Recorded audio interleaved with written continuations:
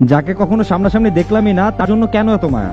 কোনোভাবেই তাকে ভুলতে পারি না। মানুষ কিভাবে পারে ভাইয়া? একটা আপু আমাকে বলতেছিল, ভাই আমি একজনকে অনেক ভালোবাসি, তবে দিন শেষে তার কাছ থেকে প্রতারণা ছাড়া আমি কিছুই পাই নাই। পরিচয় হওয়ার পরে মেসেজ, তারপরে ফোনে কথা বলা। শুরুর দিকে সে খুব আগ্রহ দেখাইতো যে রিলেশনে আসো, এই সেই নানাভাবে বলতো। তার সাথে কথা বলাটা যেন অভ্যাসে পরিণত হয়ে গেছে। আসলে যে ভালোবাসা মন থেকে আসে সেটা কখনো ভোলা যায় না। মন থেকে ভালোবেসে ফেলি, তারপরেও তাকে বুঝতে দেয়নি। কিছুদিন যাওয়ার পরে সে আমাকে ফোন মেসেজ অফ করে দেয়। আমিও আর আগ্রহ করে দেই নাই, তাহলে তো বুঝে ফেলবে। 2 দিন পর সে নিজে থেকেই ফোন করে। পরে ঠান্ডা ভাবেই প্রশ্ন করলাম, 2 দিন খবর ছিল না যে? উত্তরে সে বলল সে নাকি খুব ব্যস্ত ছিল। যাই হোক, এটা নিয়ে আর কথা বাড়ায় নাই। তারপর সে জিজ্ঞেস করে, মিস করছিল অনেক তাই না? উত্তর আমি বললাম, না, কেন মিস করব? এই সেই ওই 2 দিনে সে বুঝে যায় আমিও তার প্রতি অনেক দুর্বল হয়ে গেছি। তারপর 1 দিন, 2 দিন, 1 সপ্তাহ কথা বলা অফ। এইভাবে দিন যায়, সে হঠাৎ ফোন দেয়, কথা হয়। তবু আমি তাকে কখনো ভুল বুঝি নাই। অবহেলা করুক, ভালো তো বাসে। সত্যি বলতে, যাকে আমরা মন থেকে ভালোবাসি তার প্রতি কোনো অভিযোগ অভিমান কিছুই থাকে না। তাকে অনেকবার জিজ্ঞাসা করছি, তোমার কি কোনো সমস্যা আছে? সমস্যা থাকলে বলতে পারো। এইভাবে তো সম্পর্ক হয় না। এইসব সে লুকিয়ে সে তার মতো বলছে, আর আমিও অন্ধের মতো বিশ্বাস করে গেছি। আসলে কাউকে মন থেকে ভালোবাসলে তাকে অন্ধের মতো বিশ্বাস করাতে বিবেক একবারও বাধা দেয় না। এইভাবে চলতে থাকে। হঠাৎ আমি জানতে পারি তার সাথে অন্য একটা মেয়ের সম্পর্ক আছে। তখন সে আমার সাথে রেগুলার কথা বলা শুরু করে।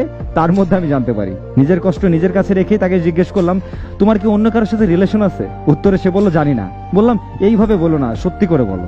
তার কাছ থেকে কোনো কিছুরই উত্তর পাই নাই। নিজ থেকে সেখান থেকে বের হয়ে আসছি।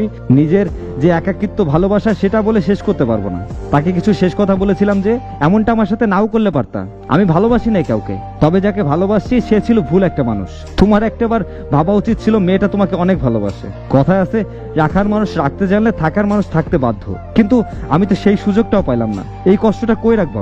শেষ পর্যন্ত আমি নিজেই ধোঁকা খেয়ে গেলাম। আমার নিজের মানুষকে নিজের করে রাখতে পারি নাই। দিন শেষে আমি ব্যর্থ। কোথাও যেন লেখা দেখছিলাম, প্রথম ভালোবাসা সবসময় ভুল মানুষের সাথেই হয়। ভুল মানুষগুলোকেই আমরা সব থেকে বেশি ভালোবাসি, কারণ ভুল মানুষগুলো অনেক সুন্দর করে মিথ্যা কথা বলতে পারে। আর আমরা মানুষ তো, সত্য কথায় কখনো কারো প্রতি মায়া আনি না, মিথ্যা কথায় মায়া জড়িয়ে যায়। ভুল মাফ করা ভালো, কিন্তু বেইমানি কখনো মাফ করা উচিত না। যে একবার বেইমানি করতে পেরেছে সে আবারও সামনে করবে। সম্পর্ক টিকিয়ে রাখতে ছোটখাটো ভুলগুলোকে মাফ করাই উচিত, তবে বেইমানির কখনো মাফ করা উচিত না। আশেপাশে একটু তাকান তো, বেইমানি করে কে ভালো আছে? আমাকে একটু দেখান না। বেইমানি করা মানুষকে ঠকায়, অনেক কিছু করছে, 10 তলা 20 তলা বাড়ি বানাইছে। দিন শেষে শালার কিডনিটাই নষ্ট হয়ে গেছে, নাইলে সন্তান প্রতিবন্ধী, নাইলে বউ পরকীয়া করতেছে, নাইলে চলে গেছে। বিশ্বাস করেন, এইটাই হইতাছে। একটু খোঁজ নিয়ে দেখেন, কেউই ভালো নাই বেইমানি করা। সবারই ভোগ করতে হবে তার শাস্তি। বেইমানরা কোনোদিন ভালো থাকতে পারে না। এই যে যারা বেইমানি করতেছে তাদের উদ্দেশ্যে কিছু কথা বলতে চাই। আজকে হয়তো আপনি অনেক মজা পাইতেছেন একটা মানুষকে ঠকায়, হয়তো অনেক ভালো লাগতেছে আপনার কাছে। একজনকে ভালোবাসে যদি না পোষায় না, তাহলে 1000 জনে আপনার কোনোদিন ভালোবাসে পোষাবে না। আপনি কখন